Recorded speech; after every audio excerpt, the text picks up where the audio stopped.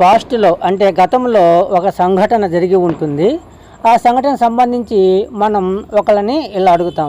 ఒకవేళ నేను మిమ్మల్ని అడిగి ఉంటే మీరు సహాయం చేయగలిగి ఉండేవారా అని అడుగుతాం.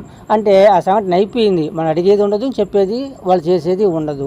ఇట్లా మీరు సహాయం చేయగలిగి ఉండినారా ఒకవేళ అడుగుంటే అని అడగడానికి కుడ్ హ్యావ్తో క్వశ్చన్స్ని అడుగుతాం. స్ట్రక్చర్ ఎలా ఉంటుందంటే could subject have past participle of verb V3 next question mark. ఈ విధంగా ఉంటే కుడ్ హ్యావ్తో క్వశ్చన్ ఫ్రేమ్ అవుతుంది. ఎగ్జాంపుల్ చూద్దాం. Could you have helped me, మీరు నాకు సహాయం చేసి ఉండగలిగేవారా ఒకవేళ నేను మిమ్మల్ని అడిగి ఉంటే అని ఇప్పుడు అడుగుతాం. వాస్తవంగా సంఘటన పాస్ట్లో జరిగి ఉంటుంది. చూడండి, could she have one the game, ఆమె గేమ్ గెలిచి ఉండగలిగేదా బాగా ఆడుంటే. అంటే ఆ సంఘటన జరిగి ఉండదు, అలా జరిగి ఉండేదా అని అడుగుతాం. దానికి అంటే ఇక్కడ ఆ పని జరగడానికి ప్రధానంగా మెయిన్గా చూసేది పాసిబిలిటీ, ఎబిలిటీ, క్యాపబిలిటీ. ఈ మూడింటిని ఆధారంగా చేసుకొని క్వశ్చన్స్ జరిగేటప్పుడు కుడ్ హ్యావ్ ఉపయోగిస్తాము.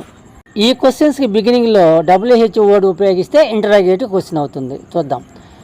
Wear could she have done the work, ఎక్కడైతే ఆమె ఆ పని చేయగలిగి ఉండేది ఇలా అడగచ్చు. ఈ కుడ్ హ్యావ్తో నెగిటివ్ క్వశ్చన్స్ కూడా అడగచ్చు. Couldn't she have faced the problems, ఆమె సమస్యలను ఎదుర్కొనగలిగి లేదా అవుతుంది. Could Raju not have passed the exam, Raju exam pass కాగలిగి లేడా if he had not studied more, ఆమె బాగా చదివి ఉండకపోతే అతను పాస్ అయి ఉండగలిగేవాడు కాదా. ఇవన్నీ కూడా పాస్ట్ యాక్షన్స్ అన్నమాట. దీన్నే ఇంటరాగేటివ్ క్వశ్చన్గా మార్చాలంటే బిగినింగ్లో WH వర్డ్ ఉపయోగిస్తాం.